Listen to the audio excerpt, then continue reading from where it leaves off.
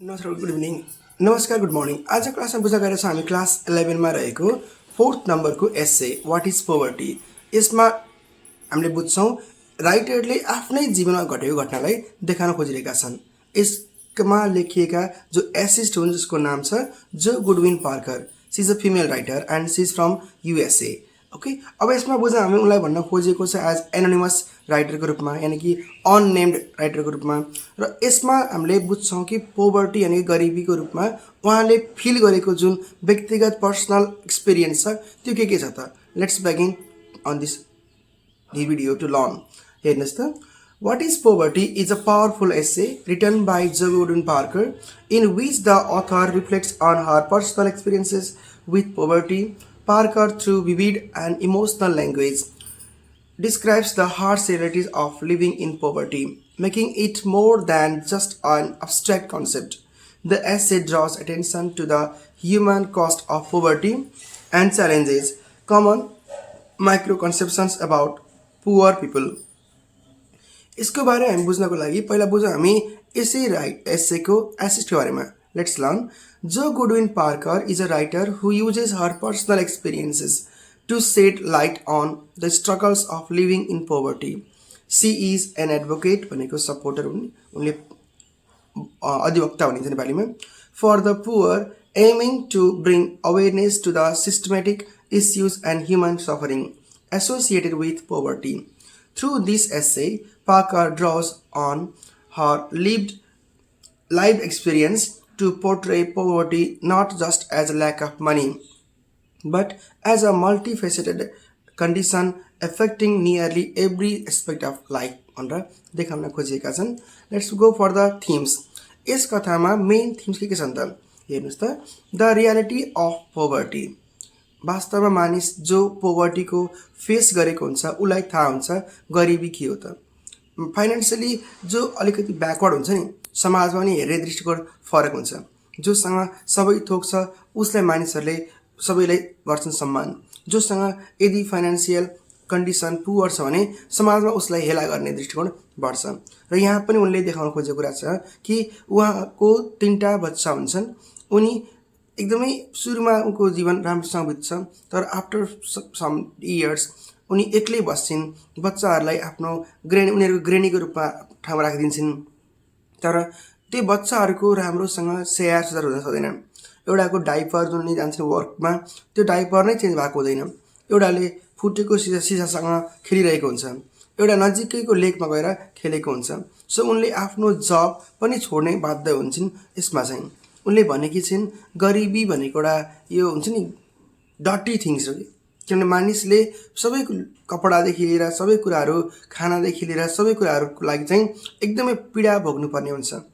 किनभने यो एउटा एकदमै अप्ठ्यारो अवस्था रहेको हुन्छ मानव जीवनमा भन्ने कुरो पनि उनले देखाउन खोजेकी छिन् अर्को हेर्नुहोस् त माइक्रो कन्सेप्सन अबाउट पोभर्टी मानिसहरूले यो आफ्नो विचार हुन्छ नि आखिर गरिबी के हो त गरिबी कसरी हुने हो राइट सबै संसारमा सबै देशहरूमा गरिबी भएको हुन्छ र गरिबी हुनुको कारण पनि धेरै हुन्छन् मानिसहरूको सोसियल साइकोलोजिकल एन्ड फिजिकल इम्प्याक्टले गर्दा पनि मानिसहरूलाई यस्तो अवस्थामा आउन बाध्य गर्छ र फाइनेन्सियली यदि उहाँहरूको जब छैन जुन ठाउँमा मानिसहरू चाहिँ अभाव हुन्छ त्यहाँ नै झगडा हुने हो त्यहाँ नै मानिसहरूको समस्या आउने देखिन्छ यदि राम्रो काम भएको छ आम्दानी भइरहेछ भने त्यहाँ गरिबी हुँदैन ल हेर्नुहोस् त human dignity and compassion social inequality वास्तवमा समाजमा भनेको त भेदभाव छ नि त होइन समाजमा इक्वालिटी कहीँ छ र सो यसमा पनि त्यो देखाउन खोजिरहेको छ अब हेर्नुहोस् मैले यसको बारेमा लिएर आएको छु समरी पहिला हामी बुझौँ त इन वाट इज पोभर्टी जो Goodwin Parker offers a deeply personal and vivid account of the harsh realities of living in poverty. Through her essay, Parker describes poverty not merely completely as financial condition but as a relentless and consuming way of life. She paints picture of the daily struggles faced by those in poverty, from the constant fight to secure enough food to the mental and physical exhaustion that comes from never having enough. Parker shares the emotional toll of being unable to provide for her children and the isolation that poverty creates, where people are often made to feel invisible and worthless.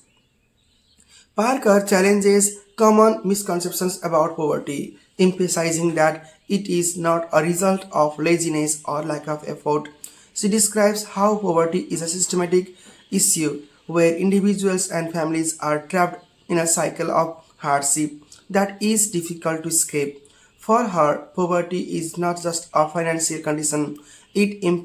encompasses the inability to access by basic needs like food, clothes, shelter, and education. She also speaks of the societal judgment that poor people face, which compounds their struggles, making them feel stigmatic, stigmatized and demonized. Ultimately, Parker calls for a shift in perspective, urging readers to recognize the humanity of those living in poverty and to consider the larger social structure that perpetuate inequality. She argues that poverty is not just an individual failure but a societal problem that requires compassion, understanding, and systematic change. By sharing her experiences and calling attention to the broader implications of poverty, Parker challenges the reader to see beyond stereotypes and to advocate for a world that values the dignity and well-being of all people. अब यसमा बुझौँ केही मैले लिइरहेको छु question what is poverty according to Parker भनेर इक्जाममा धेरै पटक सोधिएको क्वेसन हो हेरौँ त according to Jo Goodwin Parker poverty is much more than a lack of financial resources it is a profound and all encompassing condition that affects every aspect of life. Parker describes poverty as a relentless struggle for survival, where basic needs like food, shelter, and warmth are often unattainable. It strips individuals of their dignity, making them feel invisible and dehumanized. Poverty, in Parker's view, is not caused by laziness or personal failure, but by systematic inequalities and societal structures that trap people in a cycle of hardship. It is a condition that consumes both physically and emotionally, leaving those who experience it with little opportunity for improvement or escape. So यसमा देखाउन खोजिएको छ उनको आफ्नै अवस्था देखाउन खोजिरहेकी छिन् एउटा question आएको छ how is poverty difficult for Parker's children list some specific example भनेको छ यसमा ल्याक अफ प्रोपर फुड छ फर्स्टमा त्यस्तै inability to provide for their needs social stigma and isolation health concerns etcetera